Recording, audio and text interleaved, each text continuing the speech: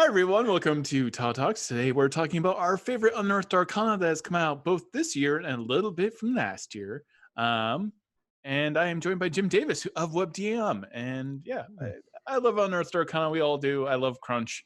And we're going to be discussing what we like most and things that have, because as time goes by, we experiment with these Unearthed Arcanas and we get like some new insights. Um, let's start with a subclass because we've got lots of feats. Oh, and I forgot about tattoos. Oh yeah. What subclass has really stuck out for you, whether you've played it or you've re-examined it in the current UA series? So I have quite a few, and almost none of them have made it past the first UA stage, which maybe says more about me than it does anything else. But like, I love the ones that are for wizard, right? Like the psionic wizard, which I know is anathema. The onomancy and lore wizards were also really cool.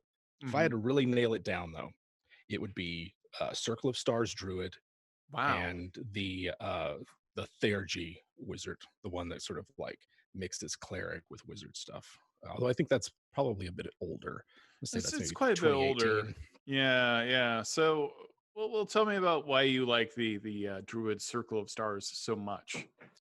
I like it because like if the druid's supposed to be like part of a natural world and part of the natural order of a D&D world, then like extending that beyond whatever crystal sphere plane whatever that comprises your material world to like the cosmos seems like a natural thing to me. I don't see a lot of differentiation between a world in which you can speak with plants, where there's a plane that plant and beasts and the like are sentient and talking, versus like the village field. Like, to me, it's all magical. And because of that, the druid can tap into all of it, including like what's going on with the stars and the like. So I like the idea of a cosmic druid. It's like their concern extends beyond this one world into like encompassing the entire material plane. Yeah, that's a fair point, and the abilities are pretty striking as well that they get along with that. But like conceptually, yeah, I quite enjoy that particular druid. If I play druids, Right. I'm intrigued by the Phantom. Yeah. Yeah, that's one of the ones. The Phantom can, it was originally the revived, and my feelings were hurt that the revived was no longer there, and that it was then the Same. Phantom. I understand the reasons why. Like third level, you thinking that you're like, oh, I've been dead before is a weird time to remember that. But the Phantom's ability to sneak attack, which is a very elegant thing, because before they had a grave bolt, you used your cunning action to like shoot a bolt of necrotic energy. Yeah. But now with the Phantom, now that you can stab someone so hard, you make death itself scream next to somebody else. It's pretty impressive. It's pretty impressive. Yeah. It's very evocative. It's very scary. Because basically you stab someone for sneak attack, and then half of that damage in psychic form can be applied to a target, I believe, within 30 feet, or possibly even less, or more. And it goes on from there that you can suddenly. The part that scares me and creeps me out about the Phantom is the trinkets. If you see someone die within several feet of you, you get a trinket from that dead person, and I'm like, that's a little serial killer-esque. Just a bit. It gives you, having one on you gives you a bonus to your death saving throws, gives you a proficiency bonus and Constitution, I believe.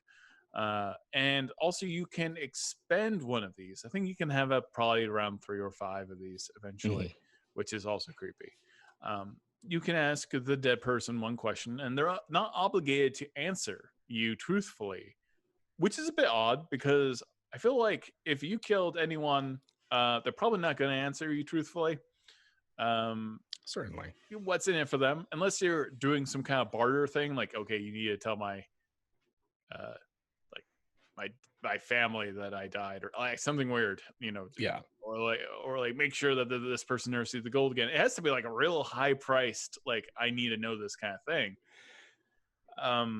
But yeah, the value proposition in that is a little strange, but it's definitely creepy. I did, however, realize that being that I have my own coin now, for my character Avron, that's kind of the predecessor to soul coins.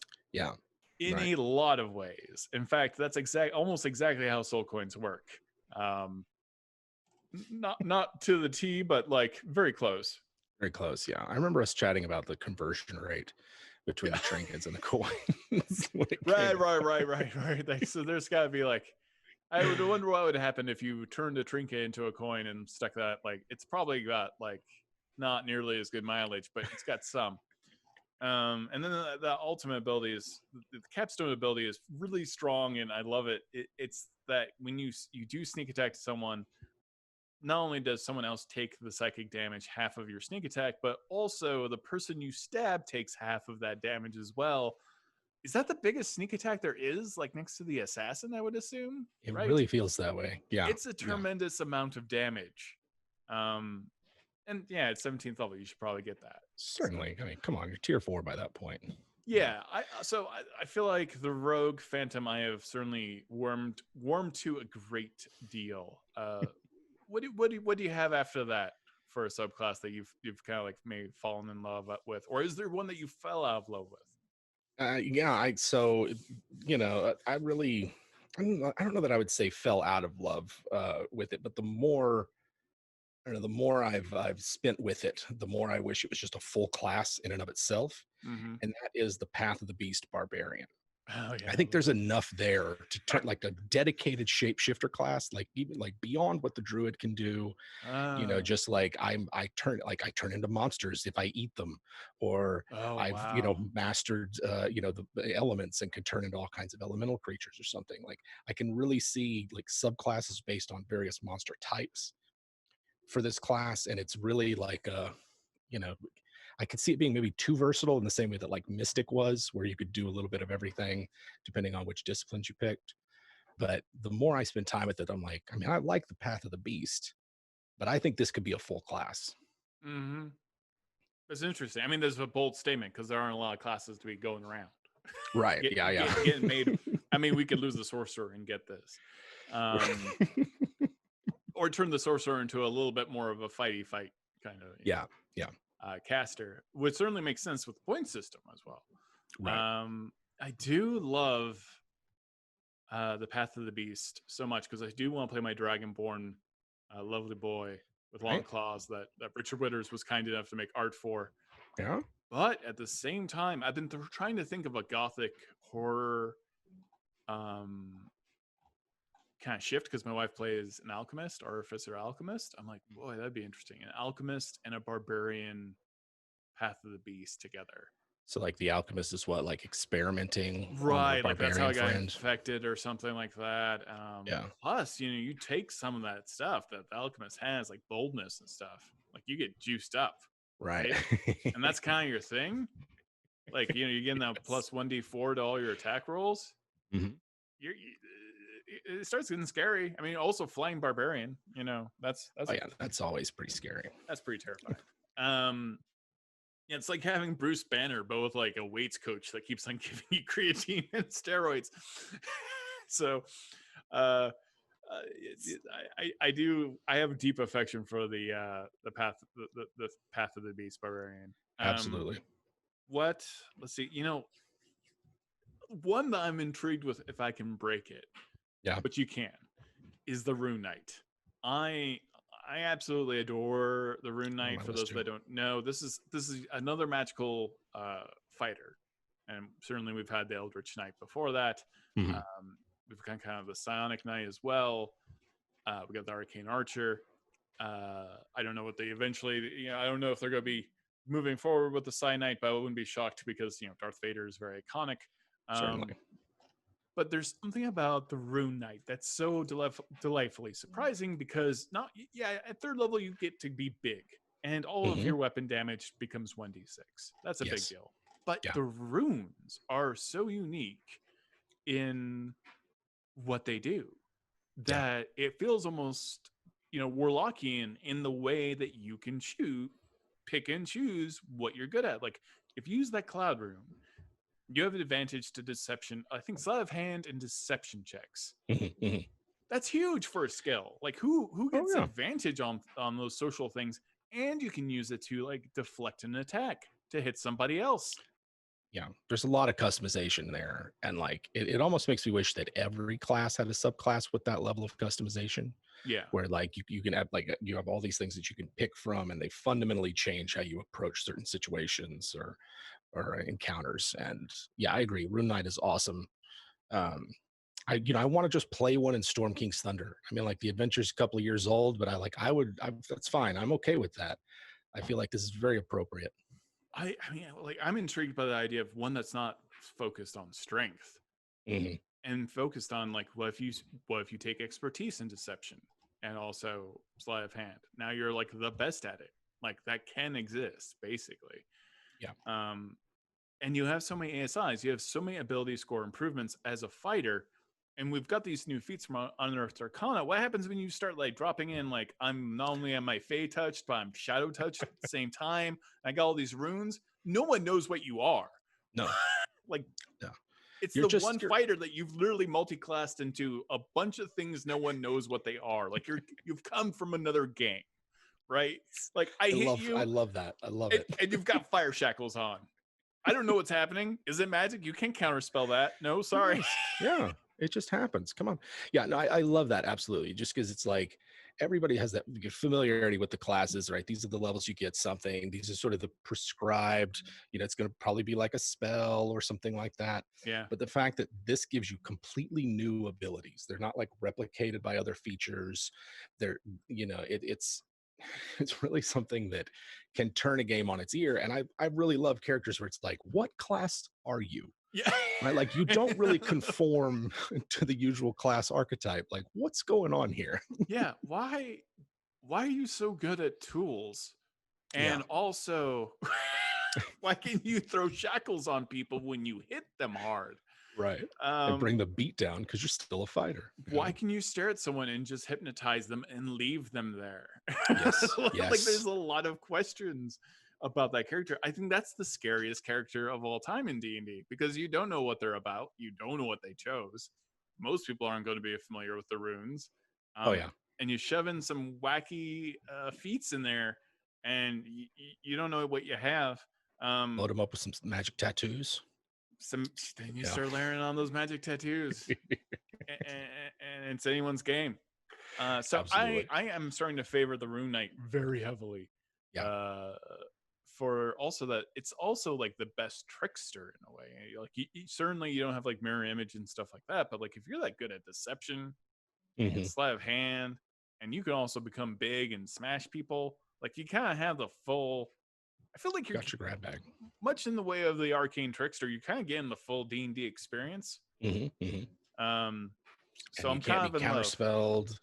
You could see how some of these might be subject to like dispel magic or anti-magic. I mean that's a DM's ruling, and I would think that should probably knock some of that stuff out. But it's counterspelling is the annoying one. Counterspell even if it's is dispel, it's like I at least got it for a little bit. At least I had it for a small counterspell and banishment. They're spells.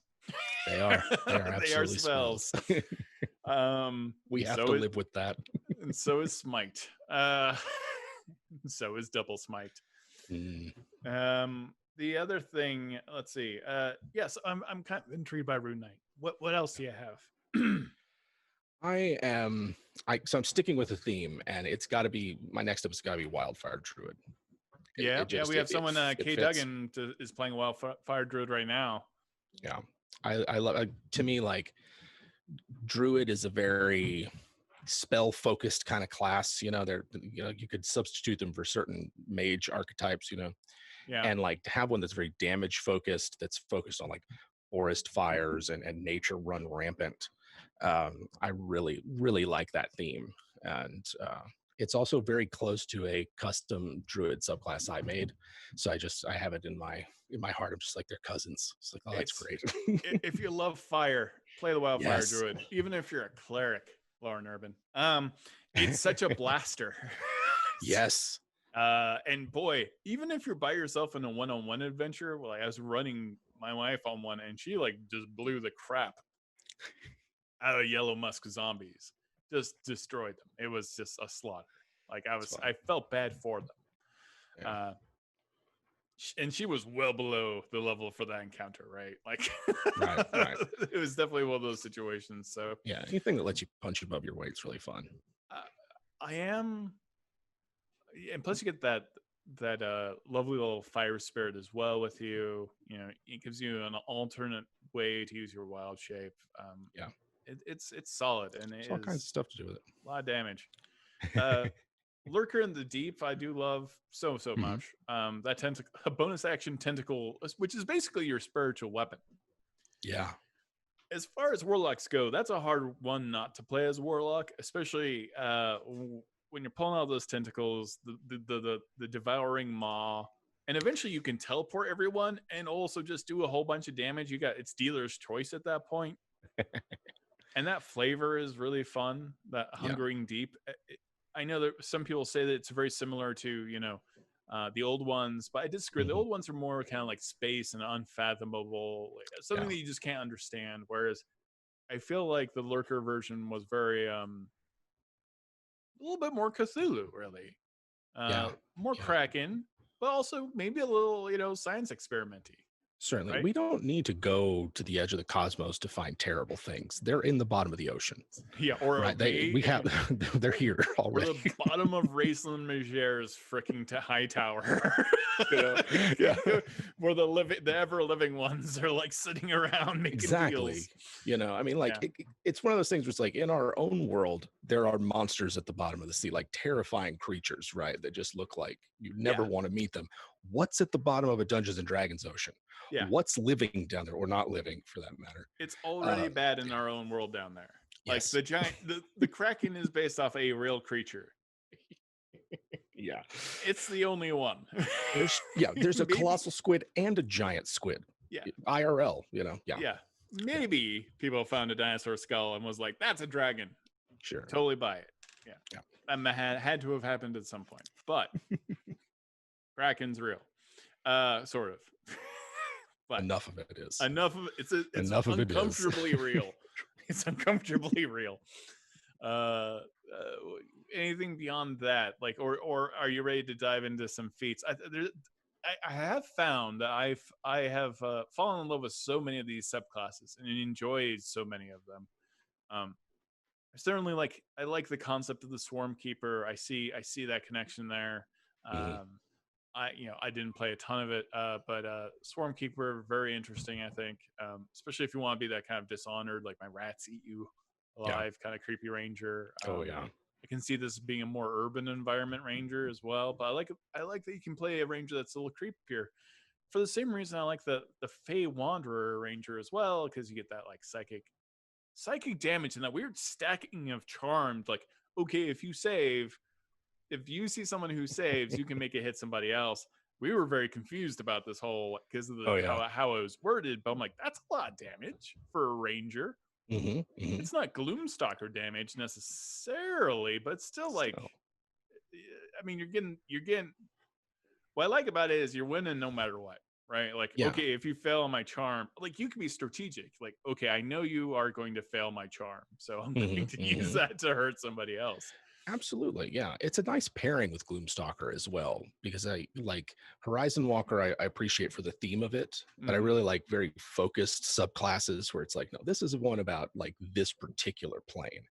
And given like the place of the Feywild and the Shadowfell and D&D lore, like they're perfect matches for rangers. You would want a ranger if you had to go to the Shadowfell or the Feywild. You'd want someone that knows that region. Yeah.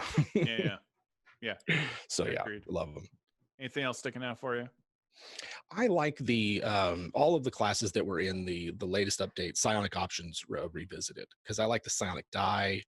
I'm not like the Cyanite. There's some things that they changed from Psychic Warrior that were, maybe not, but like overall, I really appreciated just that UA mostly because of like the experimentation that was going on, and how they're trying to like replicate these things and be faithful to D&D's past, and like, yeah, here's how it's done in earlier editions. Like sonic powers like different every edition, but also trying something new and to bring like their own spin for 5th edition. I really like that one. I personally found it fun. I'm not sure if that mechanic is going to be living on in all the subclasses, but I found it fun and not to be all that finicky. I mean, if you're introducing essentially a new mechanic, I mean, that's just kind of how it is. But I enjoyed the weird randomness and how kind of appropriate it was. Like, you know, when it goes low, it goes high. When it goes high, it goes low. And there's an ebb and flow to that that's kind of interesting. Yeah. I like the uncertainty of it. Anything that like I can't quite plan for this, I'm gonna have to adapt. That I really like those kind of mechanics. So obviously, we recently got a bunch of feats. That's a whole thing that happened. I gotta say, Poisoner is like the big one for me. You know, when we look at of all the damage types, you know, poison is highly resisted. It's kind of a bummer when you got poison damage, you know, under your belt. But you know, the fact that the Poisoner does two things, that it does allow you flat out, whether you're casting a spell or not, you know, to overcome resistance to poison damage. That's already worth it.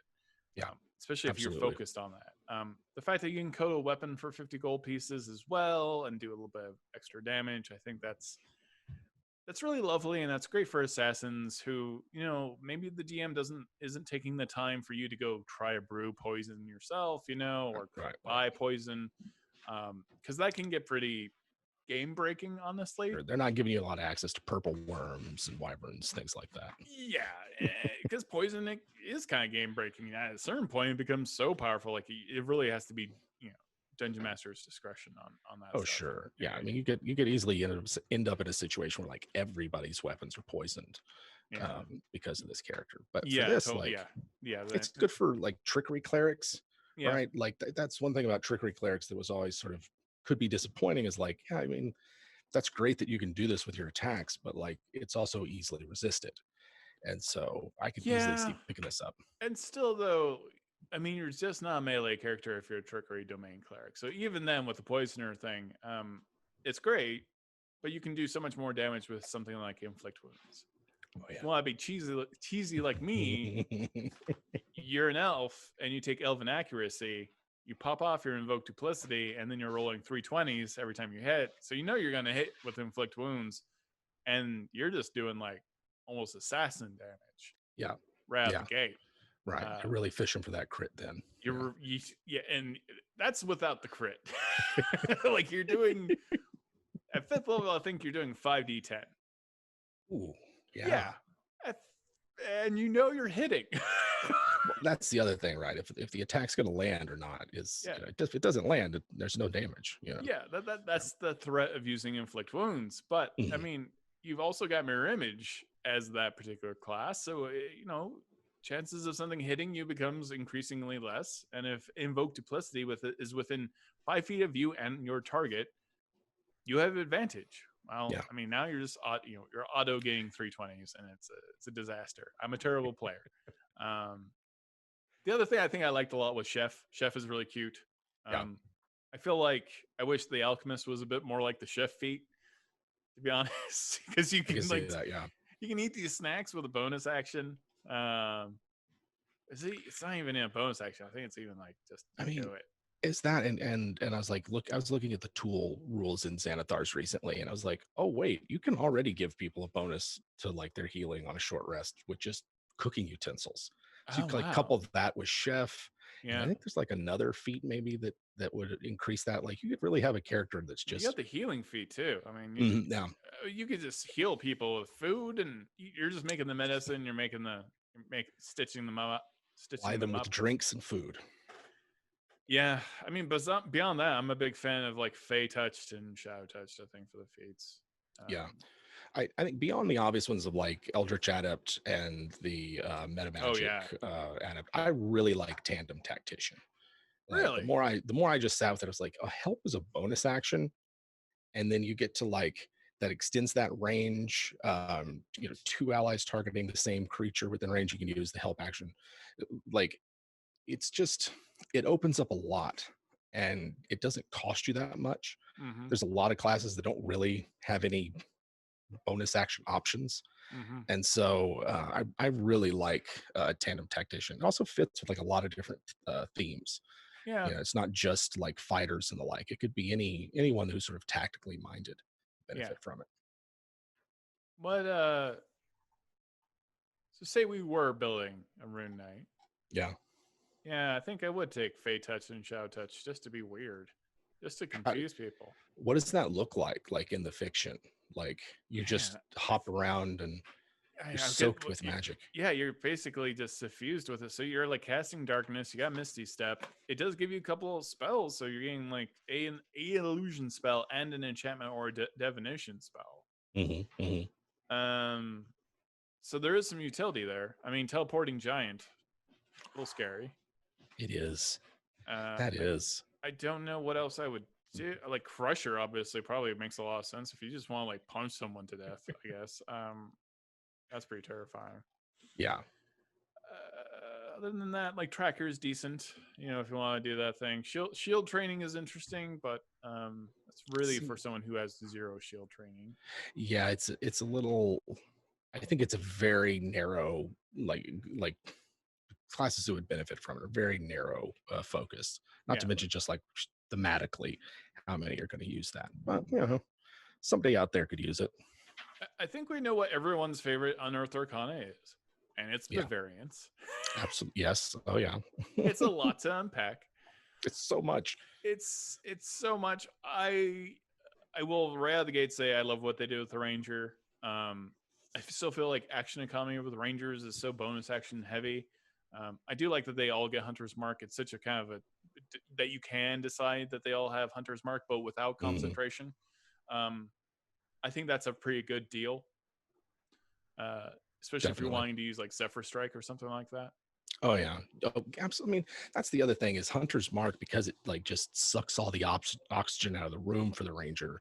It really that you like deliberately have to give up what's a really good spell in order to make use of the other decent and sometimes situationally better Ranger spells.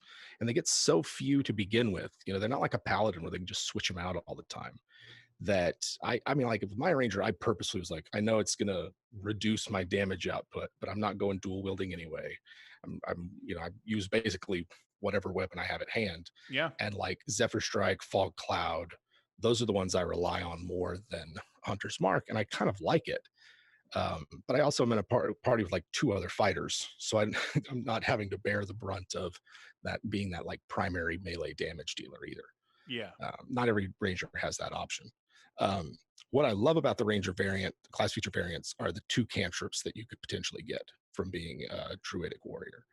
And for me, they would be Mold Earth and like maybe create Bonfire or something, or Thorn Whip. I love Thorn Whip. And I those would be the 2 that I would pick, mostly because Mold Earth is just a fun spell. You can move Earth, you can change, you can make pits, embankments, turn terrain from difficult to Mold Earth is amazing. It can get you out of any problem. You have a prison cell. Like Mold Earth is like so powerful. They're so powerful. Anytime you have a planning scene, you're the guy that's got the little miniatures and the mock-up that you can use. That makes sense. Yeah, I love that the Ranger gets to switch out all these powers, these abilities. You decide to have roving, you increase your speed. You can really customize your Ranger now. Yeah, very much. I mean, all of these though, the class feature variants, what I like about them over the subclasses is that like a subclass, you're kind of necessitates that you need to re-roll a whole new class. Mm-hmm. Right. And if you like one of them, you've got to sort of justify that with your DM. Will they let you? Will they won't? But like with the class feature variants, it's one of those things where it's like you don't necessarily have to make a whole new character with this. You can sort of keep these and swap them in and out, especially those that don't like that come at various levels. They're not all like at first level or something. And so it allows for that customization without having to make a completely new character in order to like say make use of some of this material. And I mean, I know that for some they're like the player's handbook. The shine has worn off of some of the player's handbook classes, or a lot of people don't like the player's handbook ranger, which I'm not one of them. I think it's fine. I enjoy playing mine, you know. But I understand when people are saying like, yeah, I played barbarian, half a dozen times. I like the idea of barbarians, but if I had more customization options in it, I'd get a lot more out of those later, the times that I play them later on. Yeah. Not to mention there's some stuff in there that's like, I just looking at my notes on it from almost a year ago or so, like the new fighting styles, blind fighting, interception, throwing. Blind. Throwing.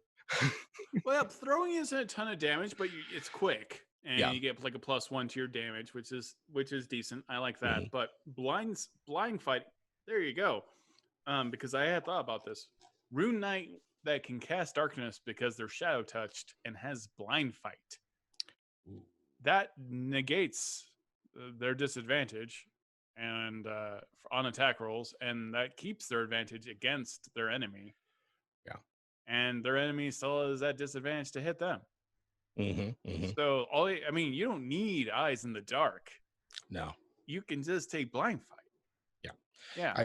That's really fun. I like the blind fighting, especially like. I mean, it's very Bane. Well, for what, right? Like, come on. I love the idea of like being a non sort of like dark, like a kind of character that doesn't have like devil's sight or something like that, but it's still dangerous in the dark. Creepy. It's creepier. Yeah, it's that's why I love Gloomstalker. Not to be magical. Yeah. Mm-hmm. I really want to play like a Doomstalker or Doomstalker, Gloomstalker with the Eagle Totem, the 6th level feature where you could see in the dark without any penalty. Mm-hmm. up to a mile, and just be, don't mess with me in the dark. I'm invisible to you. You can't see me. Yeah. So anything that like lets me be Batman and strike fear into my enemies, I'm all for that. Pretty tempted to go. I've been tempted to go Hexblade Warlock Vengeance Paladin. Quite hard lately for that, for like pure vengeance. I think that would work. I think it would work. And then I think you're murdering.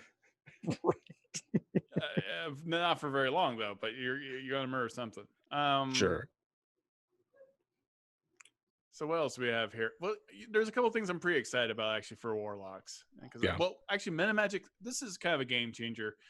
In Unearthed Arcana variants, they introduced Elemental Spell. I think this is massive. I think this makes the Sorcerer super fun again. In that you can turn a fireball into a cold ball, right? Or an acid.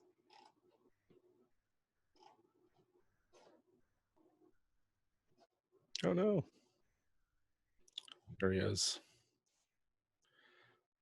Acid ball or a lightning ball. This allows you to. I'm back. You're back. Yes. Yeah, I can tell because it tells me my internet connection is unstable. I'm like, thank you. Thanks for letting me know. Elemental spells, pretty game changing. Like I said, like you get to make an acid fireball basically. Those were some of my favorite meta magic options from 3rd edition, like the energy substitution, and then the other was like mixing 2 energy types. Just because to me, like the elemental spell speaks to someone who, like, it's so in line with the sorcerer's theme of like having innate magic, like it courses through them. They have an intuitive understanding of it. Yeah. So like being able to just change things on the fly is really thematic and also just awesome. Oh, think of the weird things you do with the Storm Sorcerer. Yes. Like, you're calling down acid bolts? Like, what's going on with that guy? Ooh, that's a good one. I call like corrosive bolt, and it's like, I don't know, a fire hose of acid. Yeah, just a fire hose of just acid. It's terrible. You're just gonna melt people. Yeah, just acid falls from the sky. Well, they don't get called lightning, do they? That's it. No, it's unfortunate. Always been weird.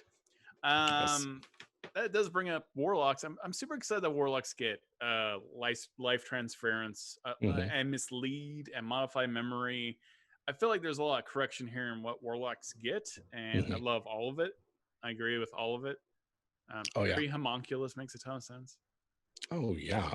Just looking at some of them, like even the ninth level's gate, Yeah. like to me, that's very Very on theme for Warlock. warlocks. The shape change is awesome. Yeah. Um, but even some of the others, animate dead, Yeah. right? Like and, and the fact that you could have animate dead with the warlock slots is just it could be very, very, I don't know, a problem for some people. There's a reason paladins exist, right? Yeah. You do have to kind of like reevaluate. Because it does take away that long rest, short rest mechanic, right? So you're like, yeah, I'm very curious like how that plays out because there used to be a maximum of like 99 Something like undead. that, yeah. I'm curious if that affects that math Yeah. in any way at this point. Probably You've not. got a lot to refresh in the morning to make sure that they don't just claw It's your a throat lot of out. like, why do it at the end of the day? I did all the math. I'm like, why would I do this though? Why did I Yeah, do this right now? certainly. Did the invocations excite you? Like, I kind of like the talisman, even though Yeah. you get no benefit from it. you're purely buffing one character you've decided to protect. Yeah, because they're actually teleport to you. I didn't really notice that one. I knew that talisman had appeared in an earlier UA, I think. Might have. For some reason in the back of my mind, I feel like I'd seen it before, but I can't pinpoint it. Yeah. But yeah, I can see like so while you're wearing your talisman, you're actually teleport to the unoccupied space near closest to them, provided the two of you are on the same plane. And then the wearer of your talisman can do the same thing, teleporting to you. So there's situations where I can see that it's really useful, like infiltration type scenarios, things like that. Well, and when the person who's wearing the pact of the talisman, when they're wearing your talisman, they get a 1d4 to add to any of their proficiencies for any skills. That's strong. That's true. Yeah. So, I mean, like if you already got bless on you, right? Does bless with? Yeah, I think that works. I mean, you're just stacking d4s on top of d4s. Oh yeah. Eventually, you're just gonna succeed no matter what you do. You do that. Throw on a bardic inspiration just for good measure. It is real strong, actually. I would say 1d4. You get the talisman. I mean, it should be. It should have a benefit, and it's nice that you can transfer it to someone else. Also, later on, you can decide like if someone hits someone who's wearing the talisman, you can physically knock them back with psychic damage. I believe, like up to 15 feet. So is that kind of? It's not quite warding bond, but it's there's a lot going on with it, but it's more protection focused. Yeah, it fits some type of warlock better than some of the other invocations. In terms of the other ones, I really love Eldritch Armor. If only for being able to like I can summon my weapon and I can summon my armor, and that's very like Morrowind, Elder Scrolls, where you just cast your spell and suddenly powered up. I really like Eldritch Armor. Yeah, it's very evocative. I mean, and yeah, I do quite enjoy it. And plus, now you're getting heavy armor. Yes, right. It's nice to get more. And funnier if you're. Well, I mean, you have to be a blade lock to be doing it, but still. Sure. I adore everything to do with the Pact of the Tome. Being able to write someone's name in your book and have different powers is super creepy. It's very creepy. Even though it's beneficial and a buff, it's still super creepy. I've written your name in my book. Yeah. It just is. This particular UA, of course, it's what, like, I forget how many pages it is, like, I don't know, 12 something page, 12 and change. Yeah, 12 pages. and change. It's a lot. It's a lot, and it adds something for like every class. It's really, I mean, even the wizard who only gets like, I don't know, 4 new spells. They're like, okay, yeah, augury, enhance ability, speak with dead, divination. They're all spells that I associate with wizardry, but are usually on the cleric spell list. Yeah, and so like just to have them available is just I like it. It's just a nice touch. So I like sorcerers getting vampiric touch. I think that makes a lot of sense. Ranger got some good stuff. They got Searing Smite now. It's a bonus action, but magic weapon. I think it makes tons of sense. Warding Bond for all Rangers makes. I love that. Blinding Smite, Meld into Stone, Revivify. It makes them more of a healer. Death Ward, Dominate Beast. These are all like Entangle. All these things make complete sense. Absolutely. And what I love about the smites is that it's something for like the non-dual wielding melee rangers, which is otherwise they're very I mean, you don't get a fighting style to support it. You get, you're pretty much left out on your own. But even first edition, you're like you had to be two weapons. right, yeah. And I've always been like, all right, that works for like one ranger, but I might want to wield a spear or a great axe or something like that. Right. And having a smite that will help me boost that damage. I'm not using my bonus action anyway. I know there's issues with like concentration spells for melee rangers, but I've never found it particularly a problem. I like the fact that they're there and that they've got more options, especially in Tangle. Yeah, it's interesting that clerics get a Wrathful Smite. Yeah, and Branding Smite. So now they're kind of bridging that gap a little bit between paladins. Right? Certainly. A lot of people are getting smites. Smites are being handed out. It's almost as if Smite's too powerful. Some of them are. Branding Smite's the one that like is like basically a fairy fire effect. Yeah. Yeah. So exactly. that others get the what's it called? Advantage. Yes, Jim. Is that Branding Smite, or does that just make invisible characters visible at that point? Because I know Guiding Bolt works that way. I'm not sure. I remember Branding Smite. This is one of those things that my brain was not prepared to answer. Sorry. Yeah, that's okay. That's perfectly fine. Just top of my brain pan. But they get the aura spells too, right? Like there's some of those aura of life with like say a healing domain cleric seems like really strong. I would say that the Unearthed Arcana variants UA was lovingly, studiously written. If someone asked me to do it, I would probably panic, right? Like, this is a lot of content and a lot of adjustment, but nothing egregious, like nothing like that doesn't make it still feel like 5th edition. Right. It feels almost borderline 5th edition 0.5. Somewhat, yeah. But it does give you like, I feel like it's a lovely addition to 5th edition that makes it even more fun for everyone. And I always like more Warlock stuff, so I'm always on board. So give me more. Yeah, I hope some of it or all of it, as much as possible of it, is make it into a book at some point. But it's sort of like I feel like with this one as well as like the new subclasses, like there were a lot of subclasses I thought would be in Theros, like all of the astral ones are doing with stars and things. That I can see why, like thematically, they didn't necessarily fit. It's more like the art for the I've always associated Theros with like constellations and things.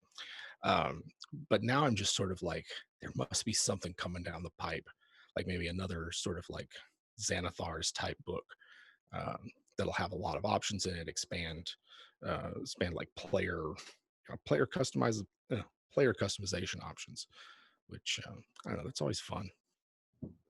This especially bring us to the spells magical tattoos. Yes. This was huge.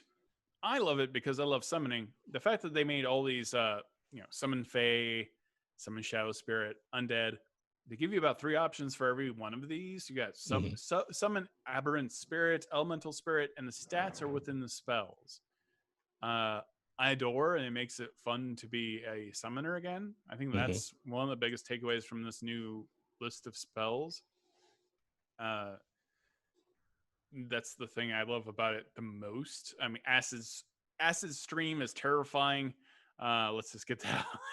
It is, right, and the fact that it lasts, it sticks around. Yeah, like Melf's Acid Arrow. Yeah, but only worse, kind of at first level too. Yeah, it's really nasty. But it is also terrifying. Like it's sort of, to me, I think we're in agreement. I'm just going to make up words all day. Right. That acid is one of the more horrifying damage types. Yeah. Nobody wants to be electrocuted. Nobody wants to be burned. But would you rather like have to go through your flesh being dissolved? That takes time. No. It's super gross. Right. The tattoos are in here as well, but these are largely considered to be kind of like magical items. Well, exactly like magical items. So you can't like just take a feat and be have one of these abilities, but it's a fun new thing to give your players an opportunity to use. I think it makes a lot of sense for Eberron in a world that is so Dragon Mark heavily as well. But like it's interesting. Like you find these pins of ink. can imagine like a back alley tattoo artist, like an artificer or something in Sharn, who's like, oh, did you hear somebody's handing out like, coiled grasping tattoos Right, or something, you know what I mean? right. Like, oh, that one was outlawed, and having it be like a whole encounter or scenario where you've got to find the tattoo artist who can, put one of these on you. Um, I Ooh. recall it's been a while since I've looked at this one. It was on my list of faves. That like a lot of these abilities were like, this is the first time we've seen something like it, or they're taking like I'm thinking Blood Fury. Normally, unless you're a champion, your 20 is when you crit. Yeah. But with like Blood Fury, I don't know, anybody can now suddenly have the ability to do that without dipping 3 levels into champion. Yeah. That's just the one thing it gives you, not to mention the other two. Mm-hmm. What we got some questions from chat here. Let's do it. I love this question.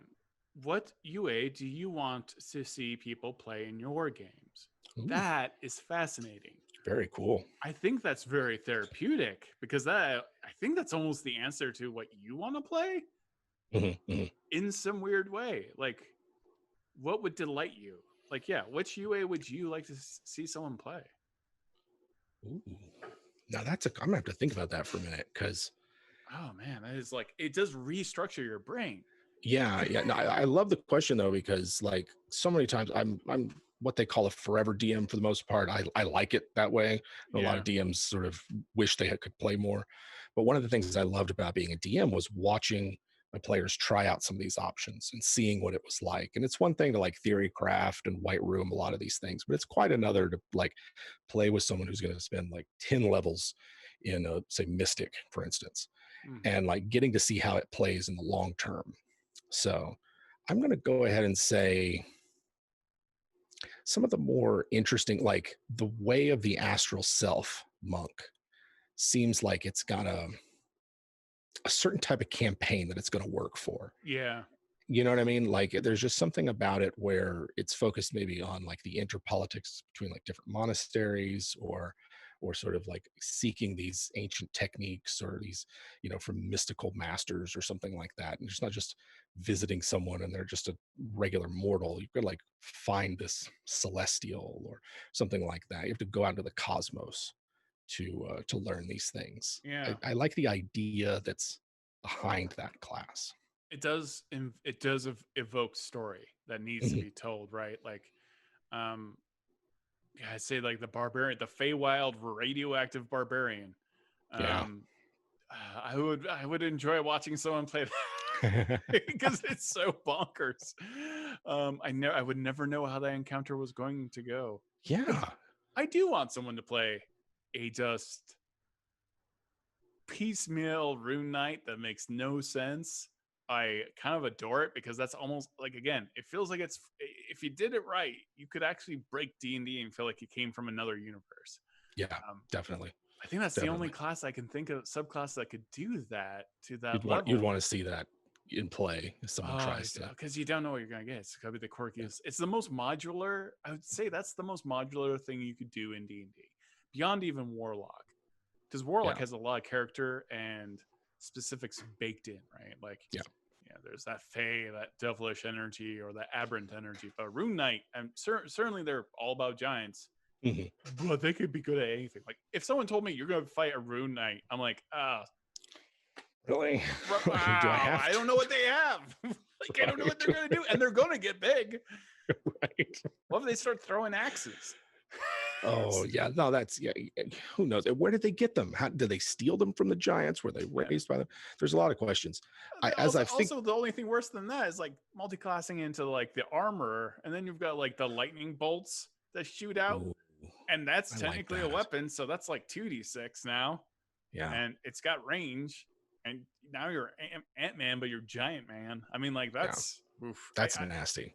I'm curious how it pans out, because like that class synergizes with a lot of things. Fighter's already a good dip for people because of second wind, action surge, things like that. Yeah. It's a fighter is like the most popular class in D&D. It just kind of certainly. I love fighters. But in thinking about the question, I know exactly what I would want. It'd be a dedicated like a an all wizard game. Everybody's sort of like the Wizard Academy or whatever, but using none of the PHB wizard subclasses and all of the Unearthed Arcana wizard subclasses. Oh, I do love the scribe. I gotta tell you, like if I was to play wizard, I would play the wizard scribe. I think it's the wizardy wizard. I adore it. I love the mechanics of it. I liked it when it was the artificer archivist. I think it makes a lot more sense, as a wizard, and it's just got that kind of like that Sauron, Horcrux from Harry Potter kind of vibe. Like you've bonded. I also like the idea of having conversations with your spell book. Yes, it's very kind of fantasy, charming, and elemental for a wizard, I guess. Is like very much dig on that. So yeah, I do like the scribe wizard. I would like to see that all wizard game. Yeah, I bet you everyone thinks they know better. Right. I did one in second edition where the DM made us track material components. Well, I do that for resurrections, obviously. Interesting. Well, that's resurrection. Come on, how many diamonds are there in the world? Yeah, for real. Right. Well, Lauren knows. Lauren Urban knows. I'm so stingy about it in our games. Let's see. Question: how efficient do you think giving a monk the feat tracker would be? Horrifyingly efficient. You have a very fast character that requires no weapons to beat you up, and they can always find you. I don't want a monk to track me down. Yeah. And you get that hunter's mark on a full like flurry of blows. Right. Oh god. Yeah. That's not something that you really want to have to deal with. No, you don't. It's extra 46 depending on the level. Oh my god. And they've already got a wisdom. They've already got decent wisdom too. So I don't know that monks need to be. Yeah, I mean, Hunter's Mark is one of those spells which all things must be weighed against. It's kind of like Eldritch Blast for the Agonizing Blast for the Warlock. Every invocation has to be as good as Agonizing Blast. For the Ranger, almost every spell has to be as good as Hunter's Mark. Or Hex for that matter. Certainly. They're almost spell traps. I would almost be okay with those things going away forever. I know, sacrilege, but like sometimes I know what you mean. There's a problem with something being too good. Like that's I know exactly what you mean. Yeah, like counterspell. I kind of feel that way about. Banishment. Mm-hmm. If you could tell yourself like, all right, I got this level of spells, and I would be a fool not to take X. Yeah. Or like my party expects me to have X. Yeah. Then like that maybe speaks that it's too good. Right. But not my fireball. You can pry that out of my cold. No. You can't get rid of that. That's the identity. Fireball's D&D. Come on. Fireball is D&D, but you start learning that up on some like not Arms of Hadar counterspell. Yeah. You get 3 people doing AoEs, and it's just like, why even walk in there? Yes, exactly. You've burnt. It's gonna smell like just burning brambles, thorns, octopus, and whatever you killed. It's gonna be cold and hot for no reason. Lots of things happen to that character. So much going on. Yeah, that's why you get you a warlock. Get that Arms of Hadar. That is like the most scary spell of all time. Yeah, that one really is. It really it's so devastating, and it's got a bigger range than darkness. Actually, I believe. I think it's like 20 feet. Yeah, it's one of those weird oddities because I don't. Anyways, I can go on about warlock stuff, but are there any classes? Actually, something else came to mind, and I totally forgot what it was. Yeah. I just lost it. I was looking at a question, and that's all right. Happens all the time. It flew away from me.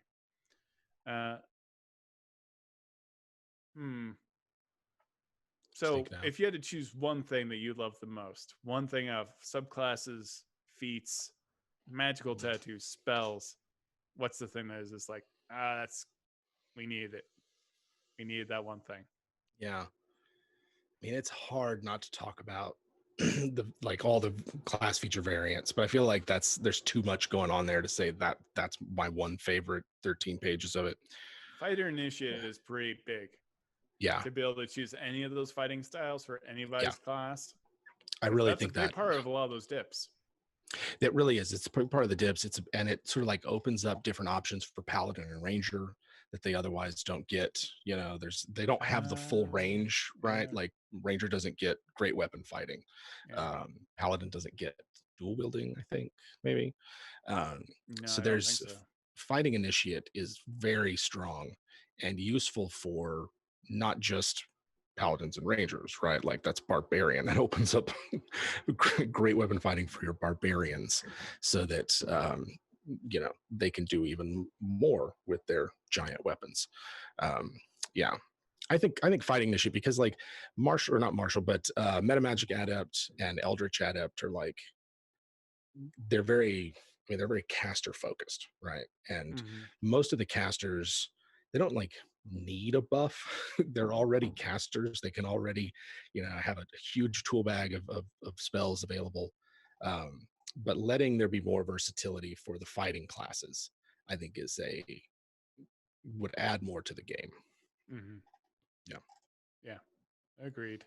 All right, do we have any more questions from we talked about a lot of Unearthed Arcana. I feel like we did a pretty big dive considering how much content there is. Yes, there's so much too. Again, I'm just weirdly happy with all of the Unearthed Arcana. And I'm excited, especially with these new feats, the weirdness that you can get up to now. Yeah, it does feel like a much more modular D&D. Lots of customization. Yeah, lots of customization. They're not perfect, but they're fun, and that's one of the things that I like about Unearthed Arcana is that in sort of like showing us how the sausage gets made, of how something gets to the rulebook, you can sort of see like, you know what? I don't find that that's unbalanced. I don't think that that's a problem for me. My gaming table would not, you know, this would not ruin our game. And so it's like all these other options. And I know it's not Adventurers League legal. You can't, not every table's going to, you know, let you have it. But the fact that they're out there, and it's like you can never take that idea back. You know, even if it never makes it into a book, it's still in our Unearthed Arcana. That's what I really like about them. And I think that all the player stuff, it's really good that players have a lot of options. I would love to see more DM focused Unearthed Arcana, but I still like what we get. I still find that it, you know, kickstarts my imagination and makes me want to play these characters. So yeah, I love it. Absolutely love it. Oh, we got one final question. Do you think I could get much creepier than College of Whispers Bard, Hexblade Warlock with Chef and Poisoner? I do think you can get creepier than that, but it's pretty creepy. Yes. Not gonna lie. So you throw in an herbalism kit and you've got all of it covered. I tell you what, you give them a straight razor instead of a knife, and that makes everything upsetting. Get your artificer to make you a special barber's chair. Oh, that's the thing, is artificers can do that. They can just be like, I don't know, man. I don't know why this razor blade does 2d12, you know, like what 2d6. Who knows? I'm an artificer. Yeah, it's really sharp. What do you want me to do? Like a razor of returning. No, go away. Oh, yes. Stop playing in my game. All right, thank you everyone for watching Todd Talks and listening to Jim Davis of WebDM chat with me about Unearthed Arcana. Jim, where can we find you? Yeah, so I am on our YouTube channel, WebDM, and I'm occasionally on our second YouTube channel, WebDM Plays, where we've got all kinds of games, especially the ones that we sort of host on our Twitch channel. Those are the two places. And then if you enjoy listening to me yammer and talk, you know, without any sort of rhyme or reason, we also have a Patreon. We got a weekly podcast there. So yeah. Excellent. Awesome. And I will return in a few hours on Silver and Steel, that is DM'd by the amazing Dungeon Master Jasmine Bueller. And yeah, we got a fantastic cast. We got B. Dave Walters, we got myself, Megan Kenreck, and also, wait, did I miss somebody? Oh yeah, Lauren Irvin, our community manager. Oh yeah. One of the most important people in the D&D community. So, yeah, that's about it. All right. Thank you, everyone, for watching. I hope this was informative. And if it wasn't, well, it happened. So, have a great day.